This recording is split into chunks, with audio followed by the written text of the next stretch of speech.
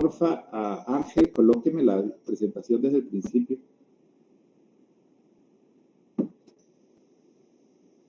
Inicio. Esta patología, los divertículos en general, son patologías muy poco frecuentes.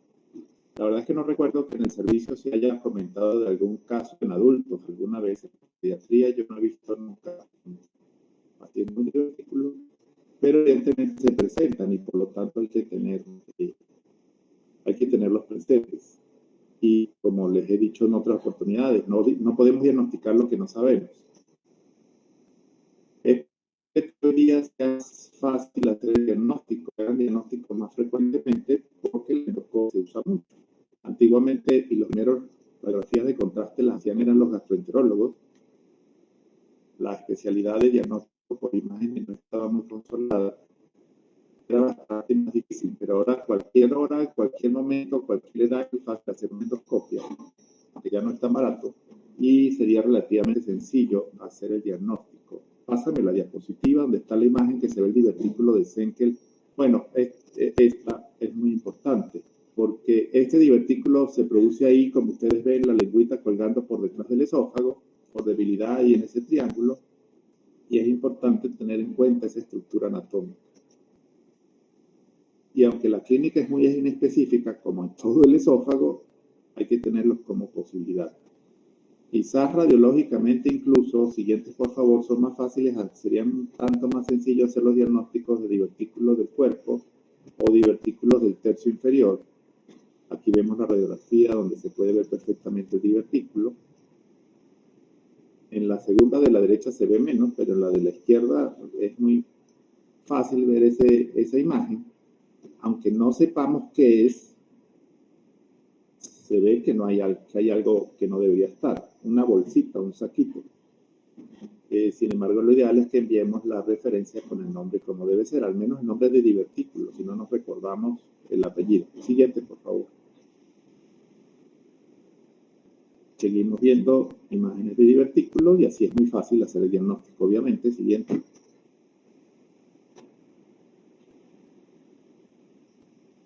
Como ven, disfagia, orofaringe, regurgitación, halitosis, aspiración, tos crónica.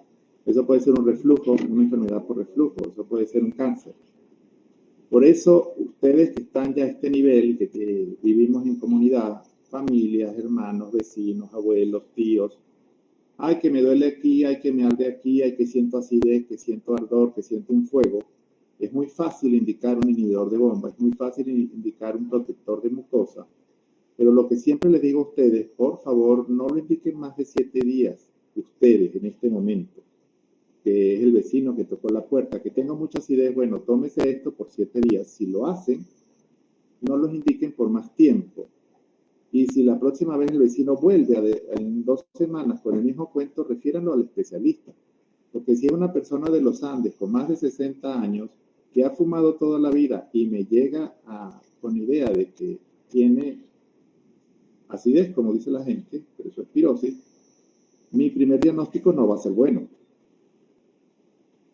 Entonces es necesario que ese paciente sea evaluado por un especialista. Bien, no va a ser bueno ni de esófago ni de estómago. Sobre los 60, fumador, andino, que come picante. Deberíamos pensar en otras patologías, insistir para que esas personas vayan a consulta especializada. Siguiente, por favor. La cirugía, que es la terapia curativa en este sentido. Siguiente, por favor. Divertículos.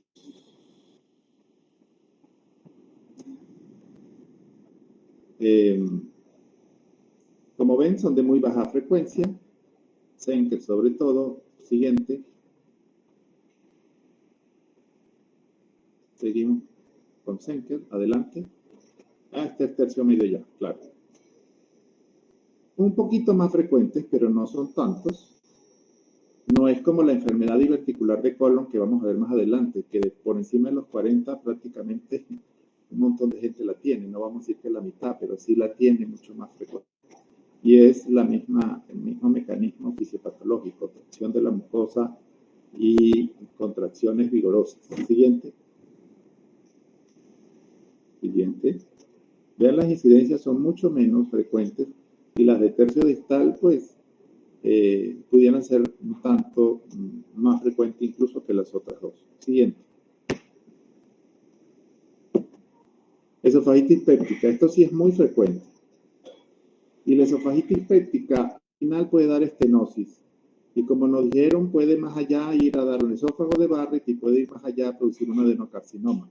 Claro, pasan 20 años o 25, pero ¿cuántos no tenemos familiares que le hemos escuchado toda la vida que les duele, que les arde, que les molesta, que esta comida les cae mal, que la otra le da gases, que la otra le da ardor, que la otra le quema, y no los dejan de comer y tampoco consultan? Y cuando damos cuenta tienen 15 años con esa sintomatología. Los pacientes nos acostumbramos a sentir las cosas y lo asumimos como algo normal.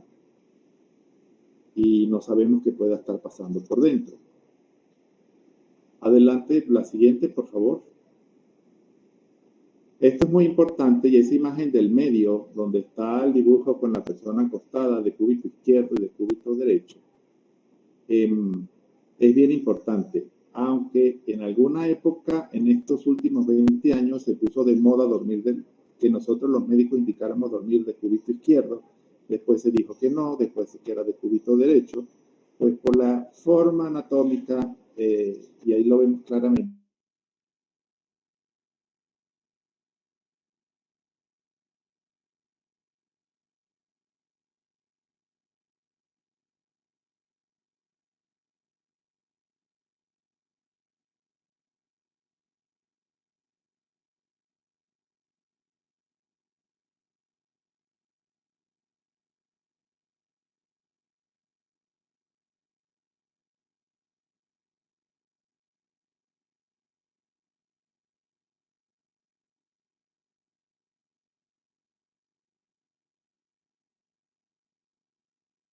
Reflujo, aunque sea enfermedad por reflujo, y acá haga una esofagitis péptica. Siguiente. Y es el contenido del pH lo que produce la lesión en la mucosa. Recuerden también, siempre pensamos en ácido como se lo dije el lunes, pero recordemos que también hay pH alcalino y reflujo alcalino. Siguiente. Y viene dando el mismo efecto. De hecho, el reflujo alcalino en ocasiones se considera más lesivo que el mismo ácido, aunque es muy...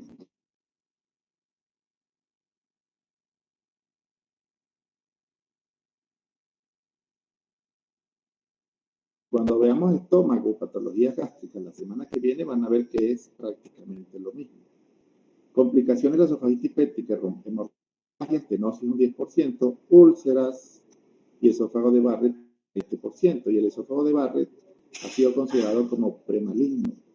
Entonces es necesario a estos pacientes hacer un seguimiento muy estrecho. 2 niños en 20 años con esófago de Barrett, verificado por biopsias, obviamente, al cual hicimos seguimiento, ya no son niños.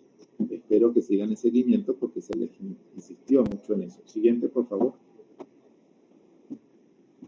Clasificación de Los Ángeles. Si bien esto es más de la especialidad, puede que alguno esté pensando en la gastroenterología como una posibilidad.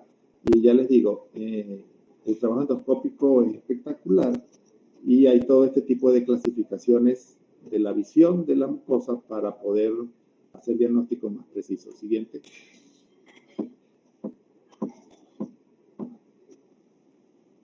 Ok.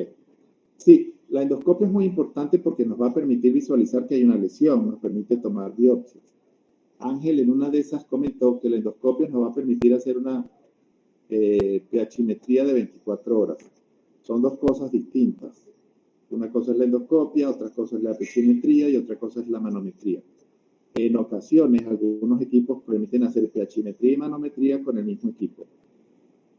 El endoscopio es un equipo óptico y la pHimetría y la manometría son equipos que se encargan de medir, tienen sensores para medir lo que tienen que medir. No hay visualización.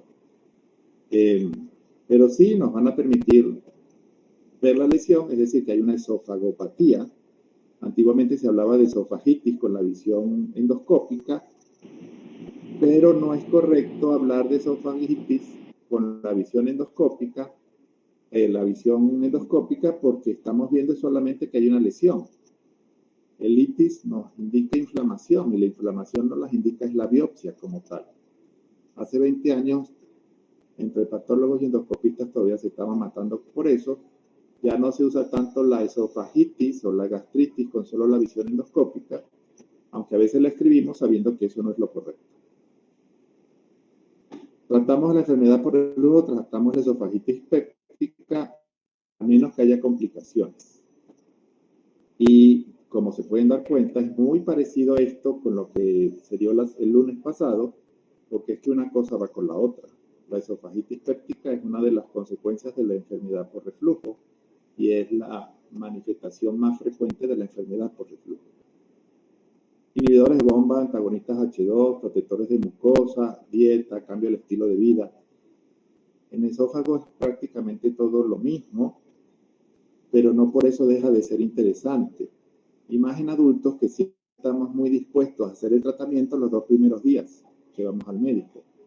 Los adultos al tercer día como que ya nos da pereza tomarnos la pastilla, como que la dieta ya nos da fastidio, porque el doctor era madre gordo panzón y me puso a mi dieta. ¿Y con qué moral ese doctor gordo y panzón me está poniendo a mi dieta?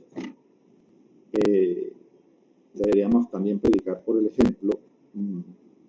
La pandemia nos tiene un poquito mal y ese ha sido un desarrollo personal muy importante. De L pasar a XL es un desarrollo personal en pandemia. Siguiente, por favor. Se fue Maya Araujo. Esofagitis por cáustico. Esto sí es bastante frecuente. En poblaciones pediátricas generalmente es accidental. En poblaciones adultas es suicida. Del 2020 y 2021 no tengo datos, pero bajó muchísimo. En el 2019 vimos 25 niños con esta accidente. Y no tengo datos porque no me he sentado a revisar los datos del 2020, pero no recuerdo ninguno en el 2020 ni en el 21. El hecho quizás de estar en casa, los papás cuidando a los niños, la primera etapa de la pandemia hizo que disminuyeran este accidente. Y es muy triste, pero la gente es un poco lenta, por no decirlo de otra manera. El amoníaco o el hidróxido de sodio que lo usan para limpiar los lavaplatos y los hornos, y el amoníaco que lo usan para brujerías o para limpiar baños, en ocasiones lo almacenan en frascos de medicamentos. Y entonces se paran de noche, todos trastornados, todos dormidos, a darle una cucharada de acetaminofén al paciente y resulta que le están dando una cucharada de amoníaco o de limpiaposetas, lejía. Y ustedes dirán, pero el profesor exagera. No. En una oportunidad tuvimos unos niños de Monay, 3 hermanitos, porque la abuela les dio una cucharada de jarabe para la tos y los agarró a golpes porque de paso la escupieron y resulta que era amoníaco. Otra cosa que suelen guardar en las botellas de refresco, en las botellas de agua mineral, este tipo de sustancias al alcance de los niños reconocen ellas como que son lo que tienen ahí es sabroso, se lo toman y hay un niño que tuvimos, de paso tenían, aparte que tenían el cáustico, una botella de agua mineral, la tenían dentro de una nevera en el patio, una nevera que no usaban, pero la tenían en el patio como a manera de gabinete, y el niño se le hizo muy fácil abrir la nevera, destapar el agua mineral y echarse el trago. Ese niño lo perforamos, hizo una perforación esofágica en uno de los procedimientos diagnósticos, hizo una pericarditis, estuvo 6 meses en UCI, en 2 entradas en Mérida, porque aquí en Valera no se pudo atender, por solamente la familia haber almacenado de una forma equivocada que el producto en un sitio absolutamente equivocado. Más ahora que todo el mundo en su casa, bueno, ya ahorita no se ve tanto, pero en el año 18, en el año 19, 17, todo faltaba limpieza caseros y en cada esquina había una venta de productos de limpieza caseros y los vendían en las botellas de refresco. Entonces tuvimos muchos niños, incluso de colores como los refrescos de chicle o los refrescos de colita, porque de ese color hacen los desinfectantes y la cosa, y los niños padecen ese accidente. Ya le digo, en niños generalmente es accidental, en adultos Y si bien estas estadísticas son importantes, es necesario tener en cuenta que para la ingestión de cáusticos lo único que hay que hacer es prevenir. ¿Y cómo se previene? Etiquetando correctamente los productos, usando tapas de seguridad, colocándolos lejos del alcance de los niños o lejos del alcance de las personas, por si acaso un intento suicida. Hace unos 15 años, creo, o 16, por ahí, un estudiante de medicina de la escuela, lamentablemente, por alguna razón se encerró en su cuarto y se tomó un frasco de diablo rojo. Cuando entraron a su habitación, una de esas residencias que están cerca del hospital, cuando entraron a su habitación dicen que aquello era terrible, que parecía que un tigre se había metido en ese cuarto por la sangre que había en todas partes. Y en ocasiones es necesario, si tenemos problemas, hablar con la gente. Siguiente, por favor.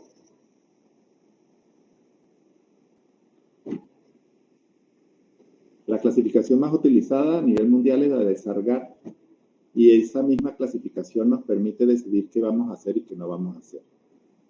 Estas sustancias que están ahí, que se ven muy simpáticas y que todos lo hemos visto quizás en las clases de bioquímica, en las clases de química, tenemos que tenerle mucho cuidado porque o son extremo ácidas o son extremo alcalinas y van a producir lesiones. Y si no tenemos idea y somos el médico del ambulatorio e ingirió esta sustancia el paciente, entonces la gente o el médico le hace lavados gástricos, le da huevos, le da leche. Entonces el paciente ingiere el cáustico y tiene lesiones y después le inducimos el vómito para que lo bote y le vuelve a quemar cuando está vomitando. Le colocan sonda para hacerle lavados gástricos y resulta que la sonda se va por la perforación esofágica o la perforación gástrica y entonces empastelamos toda aquella situación más. Los ácidos normalmente producen más lesiones del estómago y los álcalis, los bases, producen generalmente más lesión del esófago. Y hay distintos tipos, las distintas reacciones químicas que se producen en ese segmento del tubo digestivo magnifican los efectos. Siguiente. Clínica, siguiente.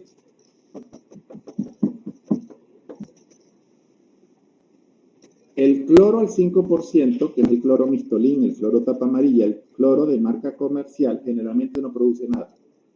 El asunto es que cuando la gente dice, no, que se tomó un frasco de cloro y es de preparación artesanal, a eso le colocan quién sabe qué cosas. Esa es otra historia. Y ahí algunos estudios indican que si el paciente tiene lesiones orales, es muy probable que no tenga lesiones esofágicas. Pero el hecho de que no tenga lesiones orales no descarta que haya lesiones esofágicas. Entonces, en ocasiones se hace difícil para uno decidir a quién le hago o a quién no le hago. Yo generalmente prefiero hacerle a todos para estar seguro. Pero en los institutos donde ven siempre la balanza entre costos-beneficios, siguen algunos protocolos, uno también lo sigue, pero en este país que no se sabe qué es lo que la gente se tomó, que tiene en su casa, siempre hay que tener un poco de confianza. Siguiente, por favor. Las lesiones de según Sargat. La evaluación, después de la evaluación clínica, la interrogatorio, la anamnesis, lo primero que se hace es el laboratorio de radiología. Y la radiología tiene que ser de cuello y tórax, porque hay que evaluar que no haya perforaciones en primera instancia. Si hay perforación, la endoscopia está contraindicada de forma absoluta. Entonces el paciente pasa a otro manejo diferente. Y por eso la radiografía es muy importante en estos casos. Una vez que se comprueba que no hay perforación, ahí sí hacemos la endoscopia. Y esta clasificación de Sargat, como les digo, la que usamos habitualmente. Siguiente, por favor. Pues tomografía, por supuesto, y resonancia nunca hemos hecho porque, bueno, porque el pueblo no da para tanto. Siguiente, pero la radiología es indispensable. ¿Y qué vamos a hacer con estos pacientes? ¿Okay?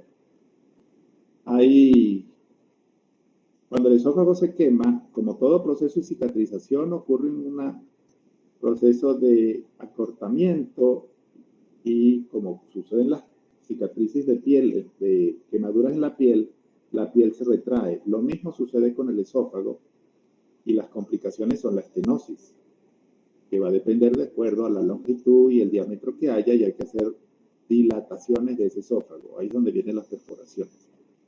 Pero ya eso es de la especialidad. Siguiente. Hernia hiatal. Si no produjeran pirosis,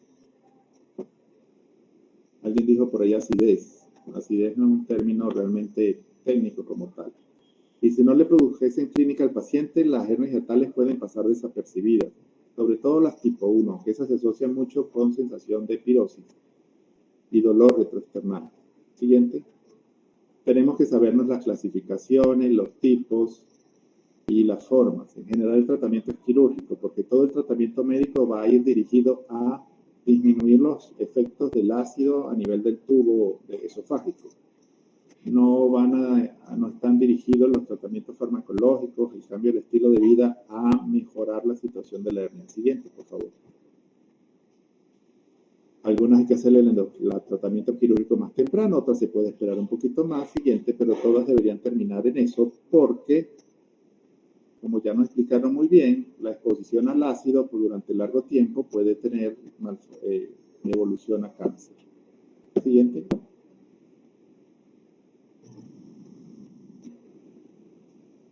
Siguiente.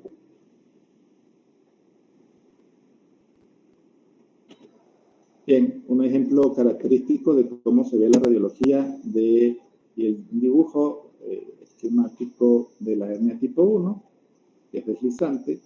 El fondo del estómago va hacia arriba. Siguiente.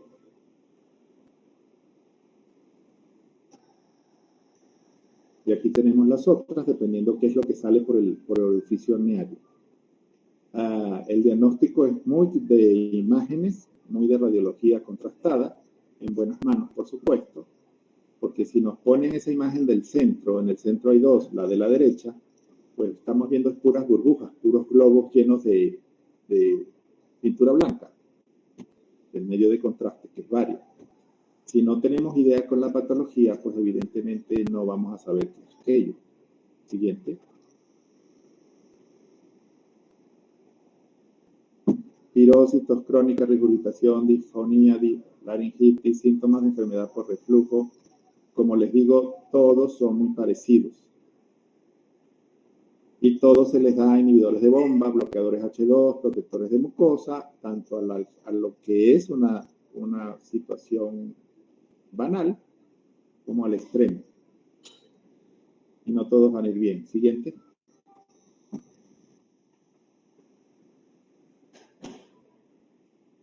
Siguiente.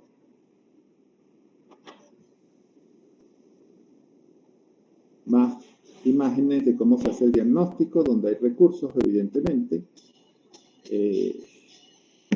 No les digo del hospital porque lloramos todos. Siguiente. Cambio del estilo de vida, aunque no van a mejorar la hernia, aunque no van a curar la hernia, obviamente hay que indicarlos, porque el paciente va a mejorar. Y tenemos la primera línea, indicamos, evaluamos y después pasamos a la segunda. Y de esa forma vamos a ir progresivamente llegando al paciente. No es que va a llegar venga para operarlo corriendo, porque tampoco es una cirugía sencilla, pero siempre hay que tener en cuenta que posiblemente va a ser quirúrgico para lograr una superación total del cuadro. Siguiente. Con los tumores malignos, los benignos nos lo explicaron muy bien, su frecuencia, y con los benignos uno dice, bueno, no le va a decir nada, sino que le va a causar molestia, pero en ocasiones puede obstruir la luz del esófago. Y son benignos porque no son cáncer, pero son malignos porque afectan la calidad de vida. Pero lo importante es no permitir que nuestros pacientes lleguen a ese extremo. Colócame la lámina que decía etiología, por favor. Ahí está. Esto hay que tenerlo muy en cuenta. Sobre todo en cáncer gástrico, y eso ya lo veremos la semana que viene. Los estados andinos tenemos una incidencia muy alta de cáncer gástrico. Y hay que trabajar con eso de edad, sexo. Ya les voy a explicar por qué les digo lo de sexo. Tabaco, enfermedad por reflujo, si hay Barrett y todo ese tipo de patologías. Porque tenemos que tener como diagnóstico en la población adulta siempre la palabra cáncer. aunque no se la digamos al paciente, porque no le podemos soltar al paciente. Usted como tiene 60 años y tiene pirosis, usted tiene cáncer, porque eso tampoco es medicina, pero la tenemos que tener en mente de forma de hacer los estudios dirigidos a descartar esta patología. Por encima de los 50 años, todos deberíamos hacernos una endoscopia cada 2 o 3 años, si es posible anual, y una colonoscopia, si sale normal, cada 4 años. Muchas veces ni nosotros nos hacemos las endoscopias. Pero entonces siempre hay que tener en cuenta ese detalle: edad, procedencia, costumbres. Y si bien nos comentaron que la ingesta de alimentos con nitritos y nitratos incrementan el riesgo, no siempre es así. Siempre nos han hecho ver que el picante es factor de riesgo y no siempre es así, porque ni en India ni en México hay mayor incidencia de cáncer gástrico que en otros países, a pesar del picante que consumen. Es el conjunto de situaciones que se presentan. Con esto del género voy a hacer un alto. No se los comenté al grupo cuando les revisé las láminas, porque justamente quería que todos lo escucharan. Y si le hubieras hecho algún comentario previo, ellos lo iban a cambiar por cero. Y no íbamos a todos a oír lo que les tengo que decir con respecto a género. En medicina hablamos de sexo, no hablamos de género, porque las enfermedades están relacionadas con masculino y femenino, con el sexo biológico, que es a lo que hace referencia la palabra sexo. Hay patologías que son de los hombres, como el cáncer de próstata, por ejemplo, y hay patologías que son de las damas, como el cáncer de ovario. Por solamente no mencionar dos. Cuando se habla de género, el género es el comportamiento y el rol social que cumple esa persona para sí o para la sociedad. En estos días leí algo sobre el género y creo que son 34 tipos de géneros distintos. Entonces, cuando a mí en una presentación médica me hablan de género, yo no sé si están refiriéndose al grupo LGTBI+, o a los que se creen muñecas, o a los que se creen carros, o a los que se creen perros, o a los que se creen, no sé, plantas. Y las enfermedades no están generalmente asociadas a ello, sino que se asocian, pudieran ser infecciones de transmisión sexual, que se dice que en la comunidad LGTB+, plus, X, no sé qué, porque ya realmente no desconozco y me disculpan la exacta clasificación, y no se relaciona con varón y hembra. Se los comento para que sepan a qué estamos refiriéndonos, porque cuando hablamos de género, incluye todo lo que se refiere a la ideología de género. Y las enfermedades se asocian generalmente a lo biológico, porque yo pudiera creerme mata o creerme un perro, pero no por ello me voy a enfermar con las enfermedades propias de los canes, o me va a caer roya si me creyera un café. Voy a tener mi predisposición por ser masculino. Cáncer de próstata, cáncer de colon y enfermedades asociadas al sexo masculino, que se supone nos montamos más en árboles y corremos más riesgos.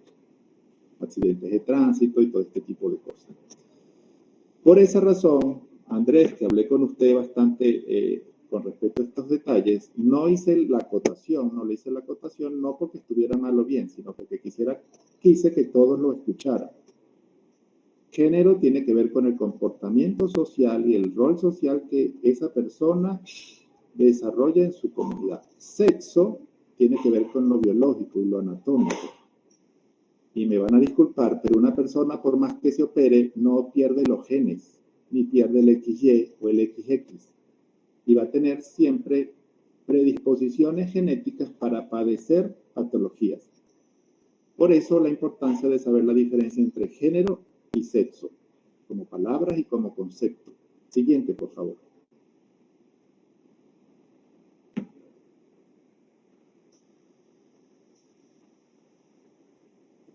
Fisiopatología, nos lo explicaron muy bien. Siguiente. ¿A dónde se va el cáncer esofágico? Es importante. Los leiomiomas. En esta imagen, deténganse un poco, por favor, y miren la imagen de la izquierda, donde vemos una mancha blanca encima de una superficie rosada. Eso evidentemente está en la mucosa. Si comparamos con la imagen de la derecha, toda la superficie está de color rosada, pero vemos ahí esa tumoración.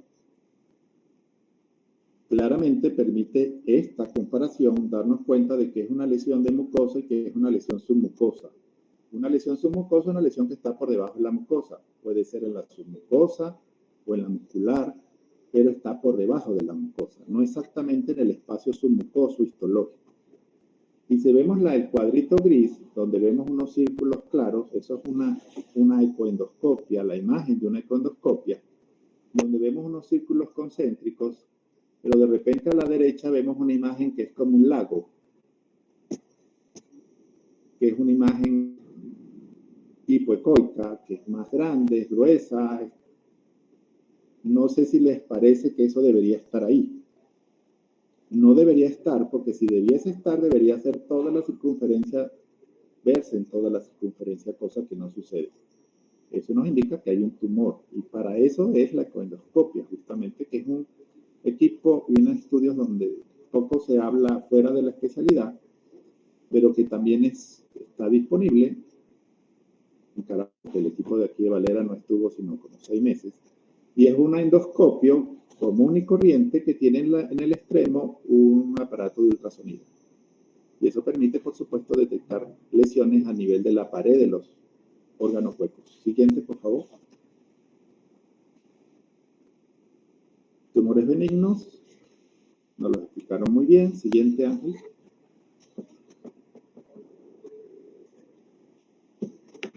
Disfagia, cielorreo, dinofagia, regurgitaciones, pérdida de peso, dolor, pirosis. Clínicamente tenemos que ser muy acuciosos porque hay detalles desde el punto de vista epidemiológico, desde el punto de vista de la procedencia, de los antecedentes que nos permiten inclinar la balanza para un lado o para otro. Siguiente.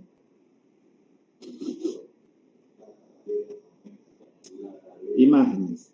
En el extremo derecho, una radiografía de tórax simple, anteroposterior y lateral, se ve el mediastino ensanchado, se ve como ese corazón grande, que es la pera blanca que está en la mitad. No nos dice mucho, sino que algo hay ahí que está ensanchando.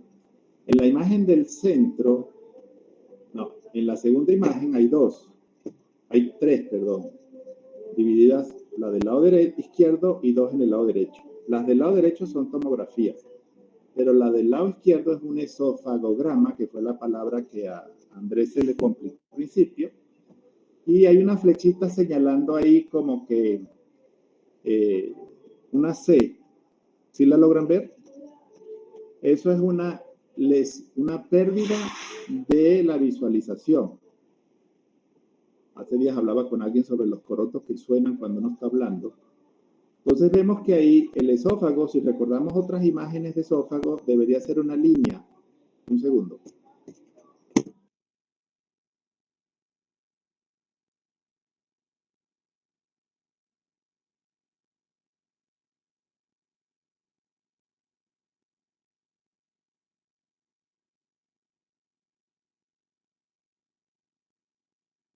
Gracias, disculpen. Tenían como una rocola allá adentro. Entonces, en el esofagograma vemos que hay una pérdida, como que le falta algo a ese esófago, porque hay un animal lo mordió y le comió ese pedazo. Eso indica que a ese nivel hay una lesión que está desplazando, que está disminuyendo el diámetro de esa luz. Y eso es un defecto de planificación, así se llama en radiología. En los divertículos vemos un exceso de planificación porque estaba el esófago y se ve la burbujita llena de líquido por fuera.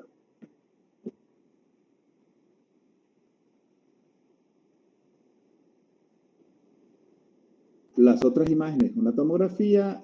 Esta, la tercera, dice que es una endoscopia. La verdad es que endoscópico veo el cuadrito superior izquierdo, pero no veo lo demás.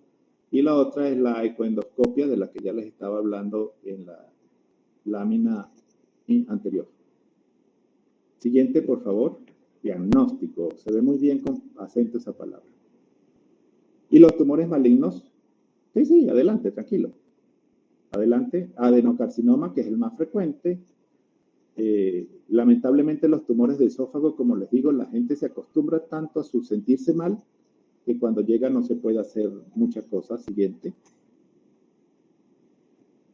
Radioterapia, quimioterapia, cirugía. Siguiente. Cuando se hace la resección esofágica, normalmente lo que se hace es que se asciende el estómago y se conecta el estómago a la faringe, o se hace una transposición de colon. El colon ascendente se trae arriba y se conecta la faringe y el estómago con colon. Tipo Frankenstein. Volvemos a lo mismo. Disfagia, dolor, pérdida de peso, clínica de reflujo, tos, cialorrea. Siguiente. Obstrucción del esófago, sangrado. Siguiente. Si vemos esas imágenes de esofagograma en la parte superior, vemos como ese esófago parece que se lo están comiendo unos ratones por lado y lado. Incluso en la primera se ve muy ancha en una parte y después se ve como una lineecita. En la del medio se ve, en la parte media, se ve como que si tuviera de lado y lado se lo estuviese mordiendo unos ratoncitos ruñéndolo. Y en la del extremo derecha también es así. Claro, para hacer este diagnóstico es de especialidad, no solo de gastroenterólogo, puede ser el internista, puede ser el cirujano, pero sí ya va en una dirección pensando en que hay algo allí. En estos pacientes, antes de una endoscopia, generalmente pedimos un esofagograma para saber cómo está eso, si hay paso, si no hay paso. Siguiente, por favor. Tratamiento, esofagectomía. Las imágenes superiores son de piezas anatómicas de esófago y la imagen inferior, que se ve como bonito, es una prótesis autoexpansible de esas que le ponen a los pacientes porque como no se le puede hacer más nada, pero el tumor está obstruyendo la luz del esófago y no puede comer, pues se le coloca esa prótesis que lo que hace es que expande el esófago y permite que haya tránsito y el paciente pueda por lo menos comer. No le curaron el esófago, el cáncer, porque posiblemente llegó muy tarde o muy avanzado, pero al menos está comiendo. No se va a morir desnutrido por causa de que el tumor no lo deje comer, que es muy frecuente en pacientes con este tipo de cáncer. Siguiente, creo que viene la TNM, exactamente. Esto es para todos los cánceres, TNM, cáncer de todas partes. Ya nos lo explicaron muy bien hoy aquí. En los sucesivos seminarios la podemos mencionar, pero no nos vamos a poner a explicar el detalle de la clasificación. Tendríamos que en todo caso explicar el detalle de por lo menos el cáncer de colon, hacia dónde son los N o hacia dónde son los M. Y qué serían los T en el cáncer de colon, qué serían los T en el cáncer del gástrico, porque ya aquí nos los explicaron de manera general y particular del esófago. No necesitamos que en el futuro, bueno, el T significa tumor, la N, los ganglios regionales, no. ¿Qué ganglios regionales toman? ¿Qué capas de la pared toma? ¿O cuáles son las metástasis de esos cánceres específicos a futuro? Porque vamos a ver el de estómago, vamos a ver el de colon, vamos a ver el de páncreas. Entonces, y de hígado, creo, es necesario explicarlo de forma particular. Siguiente. Yo me pongo a hablar y parezco un radio fiado. Bueno, ya después de que yo repetí, lo completé, lo que a los muchachos les faltó, estuvo muy bueno el seminario, escuché por allá que alguno dijo hubieron, no se dice hubieron, se dice hubo, y escuché que otro de los compañeros dijo arrojó. Si buscamos arrojó en el diccionario, nos manda es arrojo. La palabra arrojó, acentuada al final, realmente no existe. Es arrojo, en todo caso. Y arrojo, sin acento al final, el noveno significado, según el diccionario de la Real Lengua Académica, es vómito. Entonces yo, como soy gastroenterólogo, cada vez que digo, escucho a ustedes o a los residentes de la revista o en algún sitio que dicen arrojó, yo me imagino a la gente vomitando, o al laboratorio vomitando, o a la radiografía vomitando. Porque la radiografía arrojó que tenía tal cosa. Entonces me imagino aquel reguero de bario en todo el piso, porque ese es el noveno significado y es el que tengo más en mente. Entonces, pero es arrojo o arrojo, no arrojó, porque con acento en la O en los diccionarios no está. Ahora sí, detalles que quería comentarles. Voy a hacer, con el favor de Dios lo puedo hacer para la próxima clase, con los detalles que le he visto a las 3 presentaciones y a las que quizás ya me están mandando hoy para que yo vea, como un resumen para darle unos tips de cómo hacer mejor o unas diapositivas más útiles, unas diapositivas muy buenas desde el principio, de forma que de acá en adelante todos hablemos el mismo idioma en ese sentido. No lo pude hacer para hoy porque ayer estaba grabando una conferencia y no grabó. Tuve todo el día en ese plan y no pude, y no, tengo problemas con el Zoom, no sé. Pero si no se lo vemos aquí en la clase del jueves, se lo envío a Brando para que Brando se lo distribuya tipo foro chat con audios e imágenes, de forma que todos tengan la información, por ejemplo, tamaño de letra, colores de fondo, las diapositivas abarrotadas de información. A veces tiene mucha información y una letrica que no se ve, como nos sucedió el lunes pasado, que había información súper interesante y no se podía distinguir porque ni siquiera el mismo que la estaba leyendo lo podía leer. Me pasó el jueves en la clase con los residentes en el hospital, que fui a una actividad presencial, y ni siquiera la que estaba dando la clase veía lo que tenía la pantalla.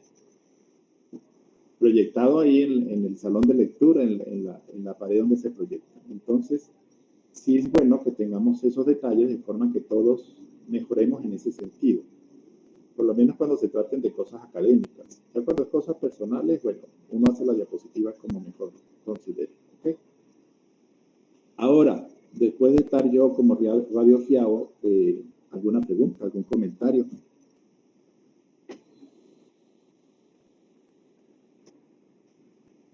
Todo quedó muy bien explicado, magnífico. En el antiguo programa de gastroenterología, viendo esófago, tenía un espacio de 1 hora, toda la enfermedad esofágica. Nosotros hemos ocupado 3 clases, de casi 2 horas las 3 clases cada una. Y en los antiguos tiempos, en 1 hora le atapuzaban a uno todo este desastre. No sé cómo se hacía realmente.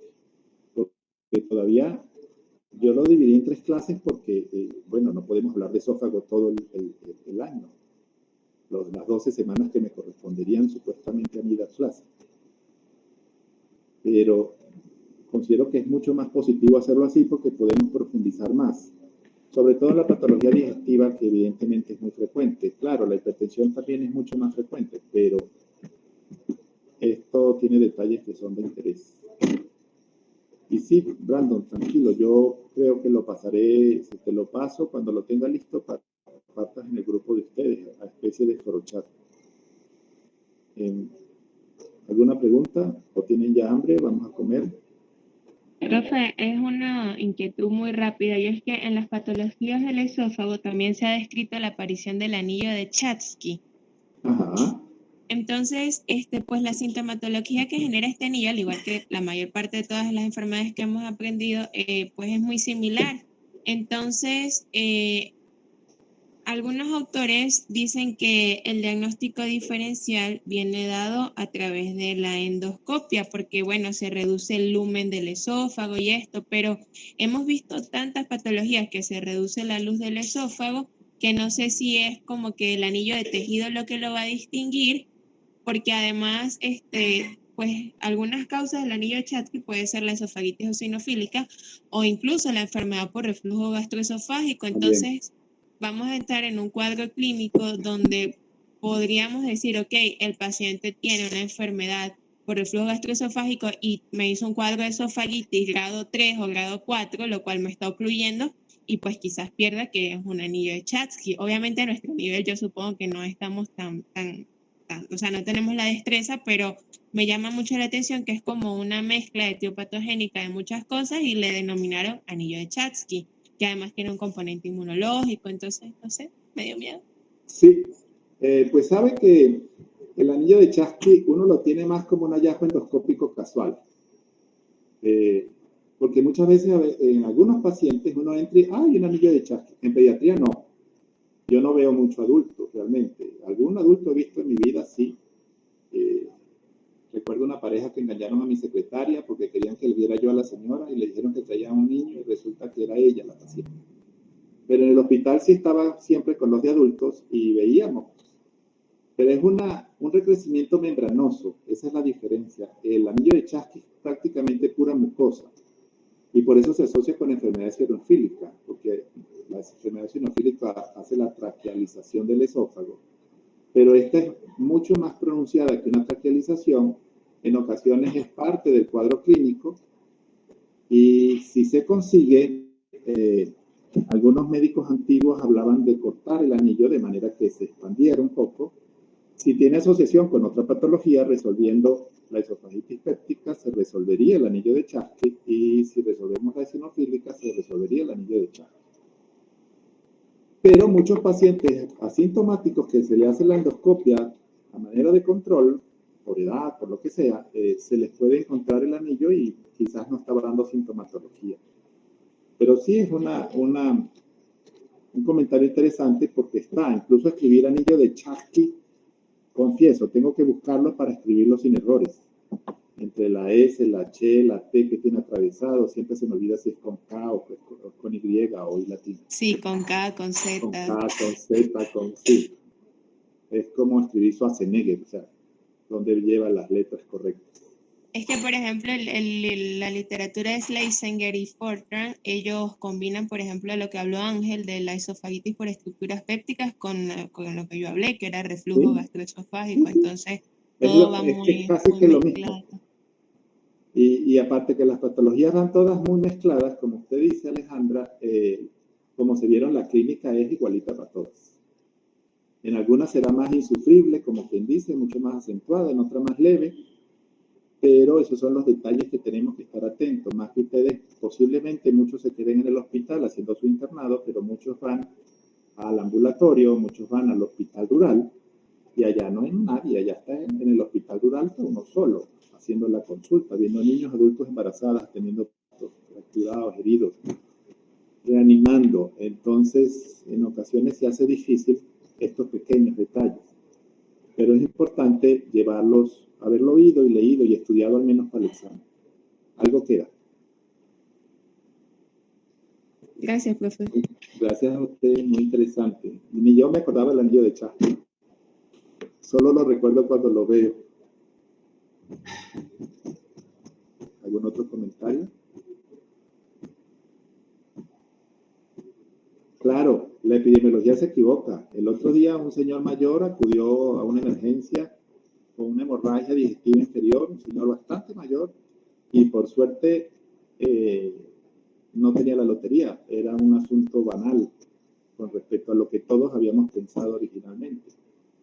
Pero se descubrió que era un asunto banal en este señor mayor porque todo el mundo pensó en que era algo malo por la edad, 70, 75. Y un sangrado rectal sin son ni ton a esa edad, lo primero que uno piensa es una lesión maligna de recto. Por suerte para ese señor todos nos equivocamos y para la familia, por supuesto. Pero la epidemiología siempre es muy importante. Los datos demográficos, los antecedentes, investigar factores de riesgo siempre es muy importante en todas las patologías. No digo más nada.